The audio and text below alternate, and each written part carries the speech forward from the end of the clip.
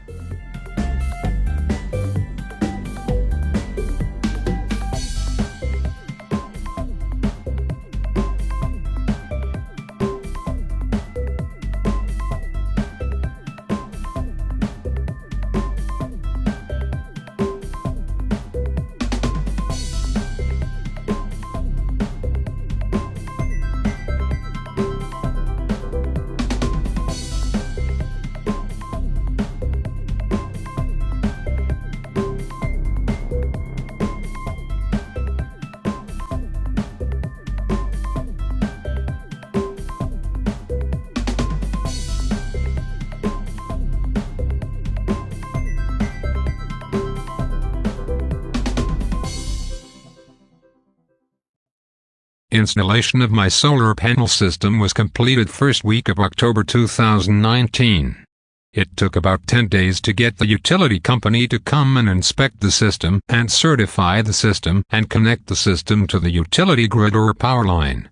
My photovoltaic system, also known as PV system, went live on October 18, 2019, and on the first day the system produced about 25.26 kilowatt-hour. You will notice on the first day my PV system production touched 6.26 kilowatt, with 24 panels facing southern skies. During the first full week, my PV system produced about 150.81 kilowatt-hours of power. In the first week, during the 7-day period, we had cloudy skies and rain, and hence total for 3 days production was less than 50 kilowatt-hour. And during the first full month of November 2019, my PV system produced 708.33 kilowatt-hours of power. You will notice in the chart, during the 30-day period in November 2019, we had about 7 rainy or cloudy days, with maximum solar power production was between 3 to 10 kilowatt-hours. For the first full year 2020, my PV system produced more power than I needed for my home energy requirements, but will be cash negative for the year as Georgia does not have net metering. As previously stated, my utility company charges me 4 times more than what they pay me for selling excess power to my utility company. Not fair, huh? Excess power of 3.8 megawatt-hours produced by my PV system was exported or sold to the utility company. Since the state of Georgia does not have net metering, I was in the red in cash flow. During the summer months of June to September, I had to buy additional power from the utility company. Here are highlights of power production for my solar system 2020. Produced 10.22 megawatt-hours of power during the year, of which 4.83 megawatt-hours was for self-consumption, and purchased 3.52 megawatt-hours from the utility company for the year. Total power consumed, 8.56 megawatt-hours during the year 2020. I paid $560.91 to the utility company for the whole year 2020. Later in the presentation, I will include a month-to-month charges paid to my utility company for the last 4 years. I will also include links to check if your state offers net metering. You will also notice that in 2020, 2.22 megawatt-hours of power was consumed after sunset from battery backup. The system battery is configured to maximize for self-consumption up to 90% of power stored in the battery every day, leaving 10% reserved for power outages. Otherwise I would have had to buy back 2.22 megawatt-hours of power from the utility company, and my utility bill for electricity would have increased by another 40 to 50% of what I paid in 2020. Highlights of solar power production for the year 2021. My system produced 11.73 megawatt-hours of power during the year, of which 5.29 megawatt-hours was for self-consumption, and I purchased 3.67 megawatt-hours from the utility company for the year. Total power consumed, 9.05 megawatt-hours during 2021. Paid $408.18 to the utility company for the whole year 2021. Also, you will notice that in 2021, 2.52 megawatt-hours of power was consumed after sunset from battery backup. Otherwise I would have had to buy back 2.52 megawatt-hours of power from the utility company, and my utility bill for electricity would have increased by another 40 to 50% of what I paid in 2021. Highlights of solar power production for the year 2022. My PV system produced 11.68 megawatt-hours of power during the year, of which 5.59 megawatt-hours was for self-consumption, and I purchased 3.68 megawatt-hours from the utility company for the year.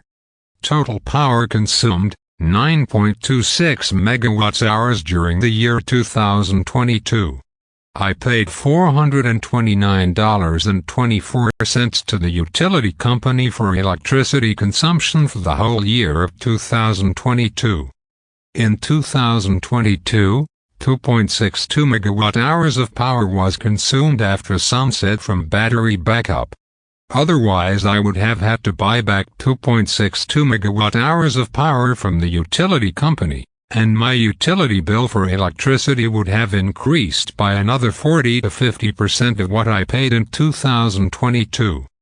Highlights of solar power production for the year 2023.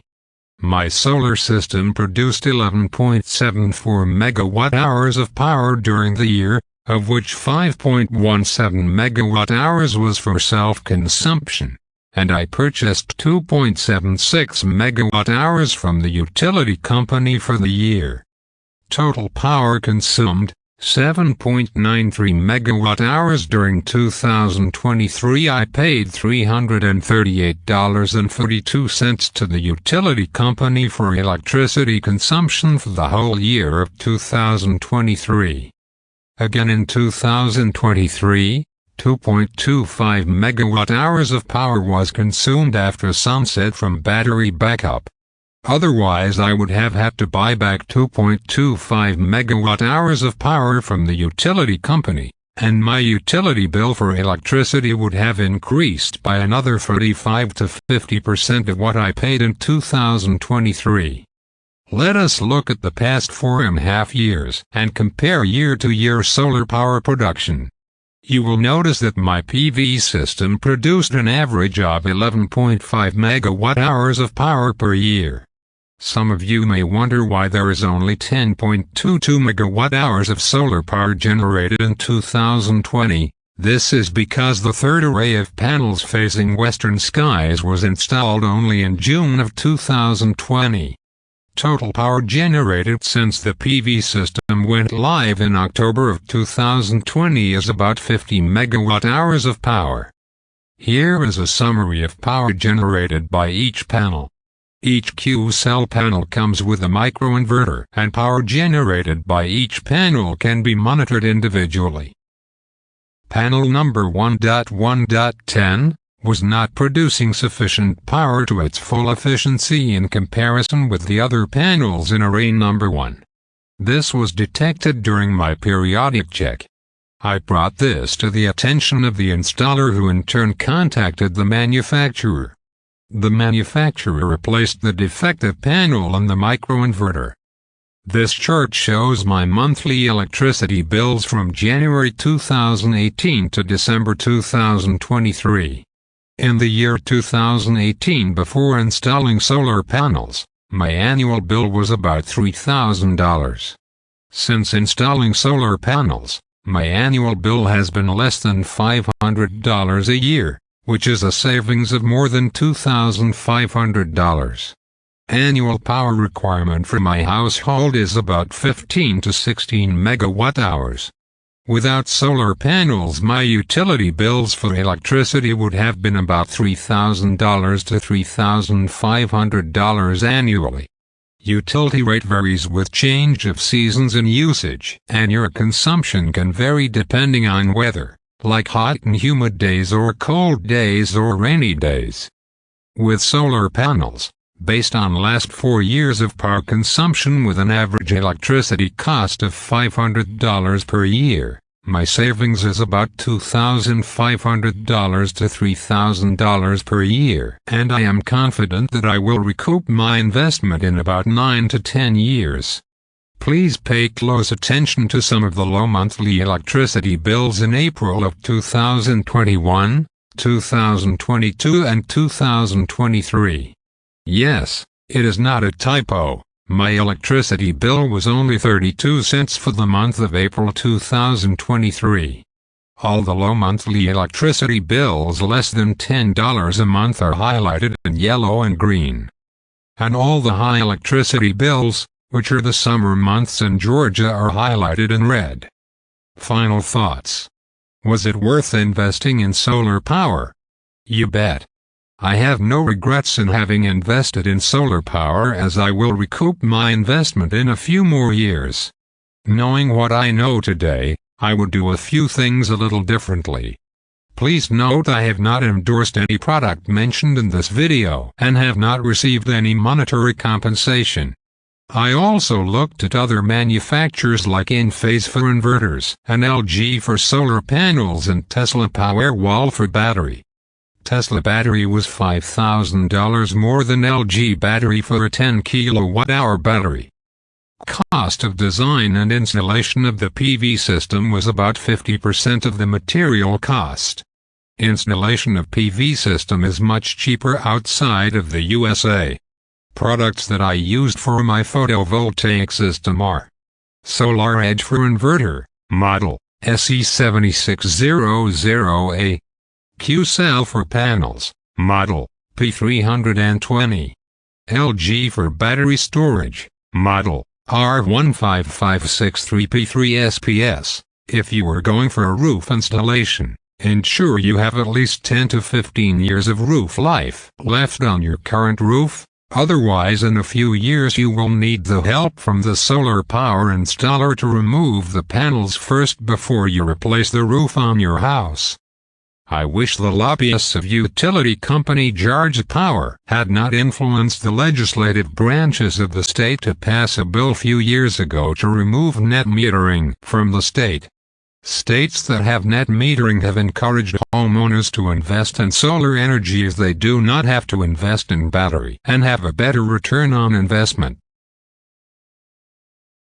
If you enjoyed this presentation and if the information was useful to you, please share this video with your friends and please subscribe to this channel for more useful tips and information.